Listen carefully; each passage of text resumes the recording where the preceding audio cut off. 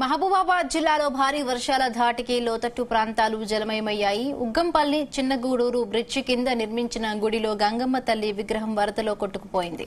ఇక యాదవ కులస్తులు గ్రామస్తులు కలిసి ఆకేరు వాగు వద్ద గుడిని ఏర్పాటు చేసి నిత్యం పూజలు జాతరలు నిర్వహించేవారు. గత 3 రోజుల నుంచి కురుస్తున్న వర్షాలకు గుడి పైనుంచి వరద పోవడంతో దేవత విగ్రహం కొట్టుకుపోయింది. గతంలో ఎన్ని వరదలు వచ్చినా ఇలా జరగలేదని, గుడిలోని విగ్రహం కొట్టుకుపోవడంతో గ్రామస్తులు ఆందోళన చెందుతున్నారు. గంగమ్మ తల్లి ఆగ్రహించిందని మళ్లీ జాతర చేసి విగ్రహం నెలకొల్పుతామంటున్నారు గ్రామస్తులు.